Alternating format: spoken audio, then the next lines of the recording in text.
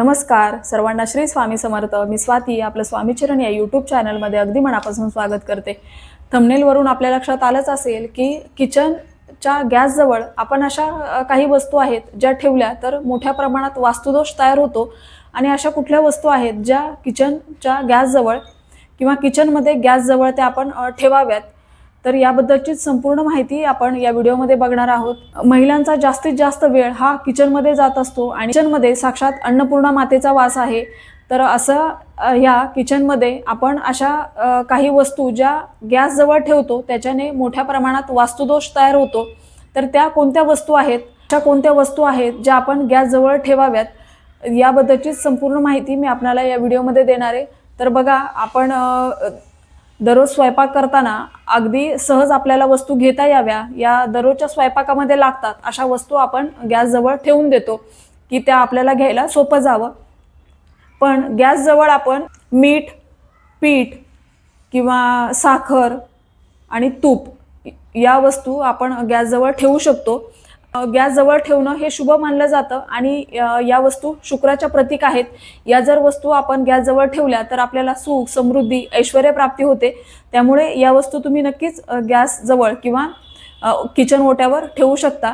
तर अशा कुठल्या वस्तू आहेत ज्या आपण गॅसजवळ ठेवू नयेत, तर पहिलं म्हणजे तेल। मग ते तेल आपण वापरलेलं असू किंवा तेलाची किटली किंवा तेलाची बॉटल असू, जर आपण गॅसजवळ वापरलेलं तेल किंवा तेलाचं भांडं, तेलाची किटली ठेवत असू तर त्याने शनीची पीडा आपल्या मागे लागते। त्यामुळे कुठल्याही प्रकारचं तेल हे कधीही गॅसच्या जवळ ठेवू नये। पाण्याचं भांडं, मग ते हंडा असो किंवा माठ किंवा फिल्टर, हे सुद्धा गॅसजवळ असू नये। एक हातभर तरी डिस्टन्स ठेवून आपण या पाण्याचं भांडं असो किंवा फिल्टर असो हे थोडंसं लांब असावं, ते अगदीच गॅसजवळ ठेवू नये। आणि जर ते गॅसजवळ असेल तर ते प्रयत्न करा की ते गॅसपासून थोडंसं लांब ठेवण्यासाठी त्याची जागा ठरवा आणि ते तिथं ठेवा। कारण या गोष्टी अगदी साध्या आहेत, सोप्या आहेत, पण आपल्याला लक्षात येत नाही, त्या खूप मोठ्या प्रमाणात वास्तुदोष तयार करतात। आता आपण जेव्हा स्वयंपाक करतो तेव्हा स्वयंपाक झाला की लगेच आपण गॅस साफ करतो, तर ही चूक आपल्याला करायची नाहीये। स्वयंपाक झाल्यावर गॅस गरम असतो, तो थंड झाल्याशिवाय कधीही गॅसवर पाणी ओतू नये। असं केलं तर त्यातून जो आवाज निघतो त्याने मोठ्या प्रमाणात वास्तुदोष तयार होतो। चुकूनही गरम गॅसवर कधीही पाणी ओतू नये। तुम्ही त्या वेळामध्ये दुसरं काम करा, गॅस थंड झाला की मग तुम्ही गॅस स्वच्छ करू शकता।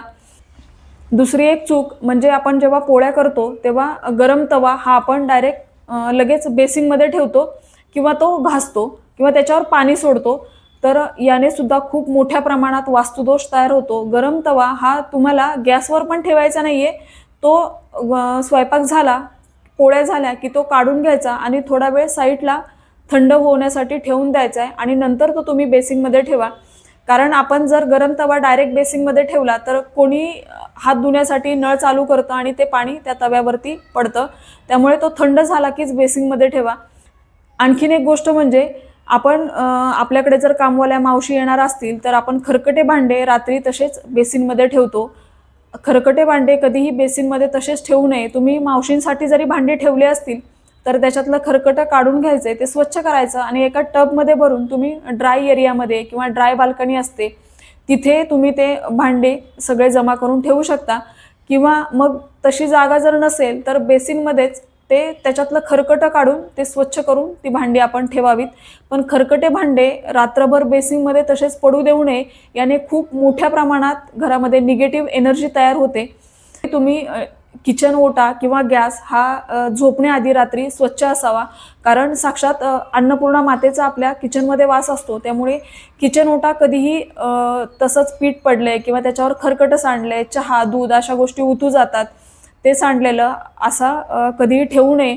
आता एखाद दिवशी तुम्ही आजारी आहात किंवा काही गडबड आहे, कुठं बाहेर जायचं आहे, एखाद दिवशी असं चालू शकतं, पण अशीच जर आपल्याला सवय असेल तर ती आपण त्वरित बदलायची आहे। कारण जिथे अस्वच्छता असते तिथे अलक्ष्मीचा वास असतो आणि मग आपण कितीही कष्ट करून कमवलेले पैसे हे आपल्या हातात उरतच नाही। महिना अखेरीस अशी परिस्थिती येते की काहीच शिल्लक नसतं।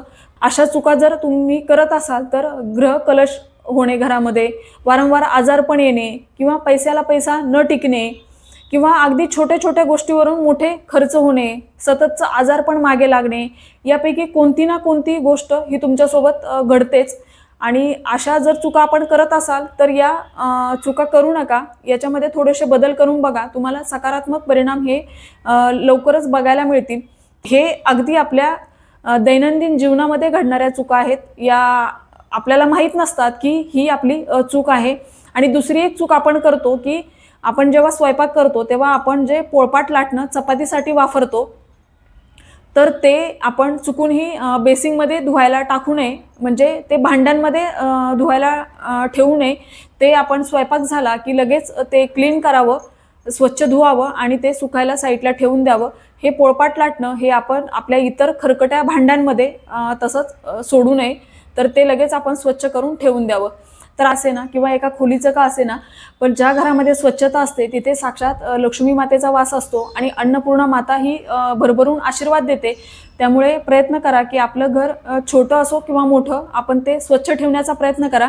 तर ही छोटीशी पण तितकीच महत्त्वाची माहिती जी मला तुमच्यापर्यंत पोहोचवायची होती. व्हिडिओ आवडला असेल तर व्हिडिओला लाईक करा, शेअर करा, सबस्क्राईब करा. भेटूया अशाच एका नवीन व्हिडिओसोबत. तोपर्यंत सर्वांना श्री स्वामी समर्थ.